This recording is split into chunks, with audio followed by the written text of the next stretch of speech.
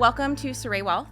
I'm Bobby Anderson, and today we're joined by Joe Anderson, and we're focused on a really important topic about how financial decisions in our home and in many households are made jointly, and how the impact of having a strong rhythm creates so much clarity and calm across a home. So, Joe, when couples sit down with us, what do you often notice beneath the surface of their financial conversations? Well, it's very natural to have unspoken fears around finances, especially when you begin to commingle those finances through a marriage or a partnership. We had to have our own conversations around bills and various things, debt even, and how we were going to strategically plan together around our entire financial picture. By not leaving things unspoken, you're able to lower that level of anxiety, create a clearer picture. But it's also individuals have different views and perspectives around money. Your upbringing comes into play, your income comes into play. There's usually always a saver and then a spender within various family dynamics. And to create that set structure and understanding will really help you be successful in accomplishing the goals that you have financially. Joe, what do you find helps families and partners unify and find that clarity so that this could be practical and helpful for someone that might find themselves in this situation and feels uncomfortable and just doesn't know where to start? It's a great question. Well, when it comes to finances in general, there's typically opposing views when it comes to a partnership dynamic. Setting clear expectations around not only your goals, but your systematic savings, where you're going to save, how often you're going to save, who's responsible for what. You see income inequality between spouses cause some friction typically. One spouse might make a lot more money than the other spouse. By identifying how each person is able to contribute towards the success of the family dynamic, having those open conversations to create that understanding, it's paramount. It's what you need to continue to set yourself up for success. That's not something that you do one time or just to start the year. But as you mentioned, it's something that we do whenever things change. And that's how you should approach it, is whenever necessary, have those open conversations. It's a great point. I know that a tool that you and I use to create clarity in our lives, not just financially, but I think this practice could be applied in this situation, is shared notes if you're an iPhone user.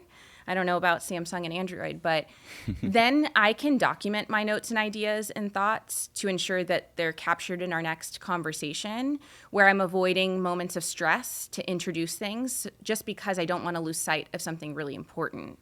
So that could be another tool that people could apply to their lives. And another, if conversations like this are overwhelming or daunting, something else that's really helpful is a walk and talk, because that you're naturally shaping momentum by being physical and active, and it gives you something else to focus on while having a conversation that's really healthy.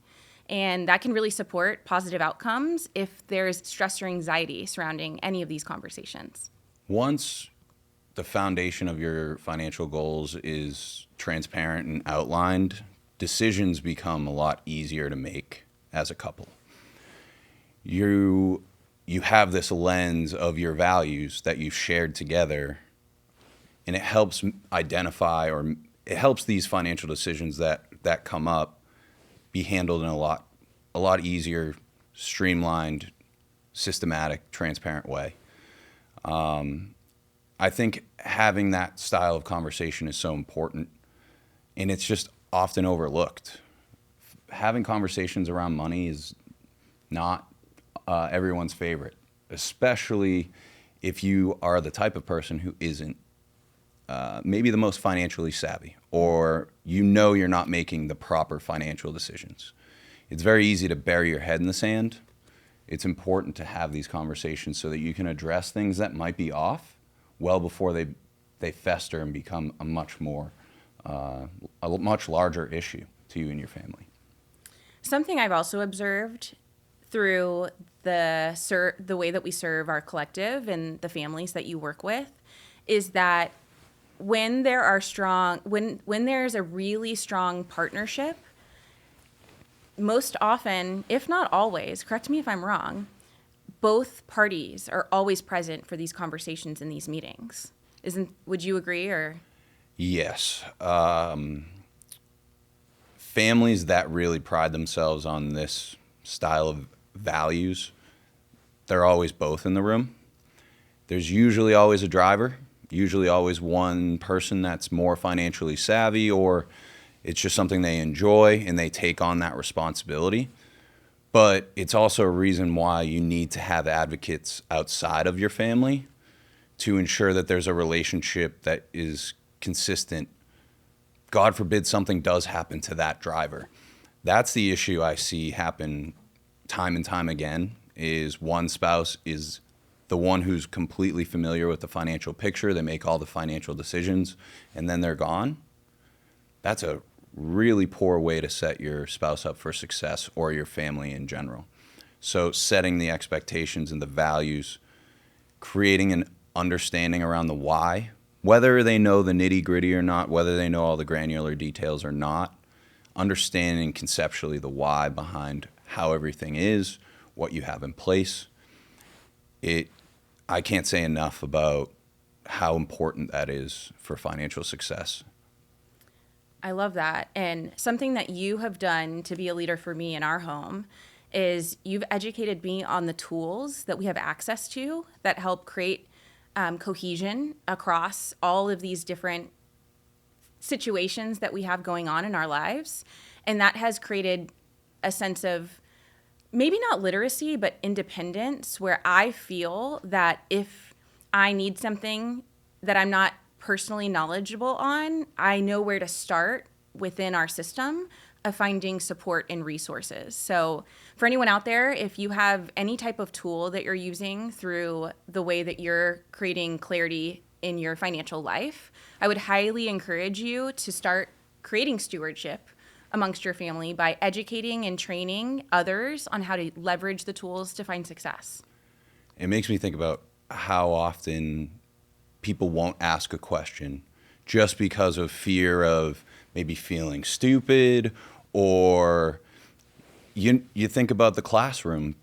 Very few people raise their hand even if they know the answer, right? Because they don't want to get the wrong answer in front of the entire room. Creating an open dialogue now, especially if you are that driver in your family, you need to be the one that steps up and sets those expectations and creates this open dialogue.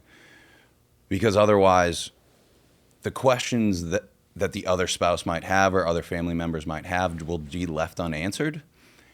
And you know what? That might be a thoughtful question that really impacts the strategy, the guidance, the goals that you have for your future. So I think it's just very, very important to create that dialogue. And it's, like I said, it's the driver, it's the person who's most financially literate. It's your responsibility. It's your responsibility to make sure that you're having those conversations and you're setting those foundations. And coming from someone that's very operationally inclined, I would encourage as a practice for whoever in your family has questions that they're, finding answers to and that they're pursuing from a literacy standpoint, document them. And that's what creates the starting point for how you can really emulate what stewardship looks like from this generation to the next generation and so forth. It's a great starting place. Oftentimes, getting started is the most daunting and scary part because there's so much to accomplish, you don't know where to start. And just start exactly where you're at today. And that creates patterns, and that creates habits, and that shapes what's next. And then next thing you know, your values are at the center of that, and you're sharing that across your family. And that's really what creates a legacy. I love that. Start today. Start today.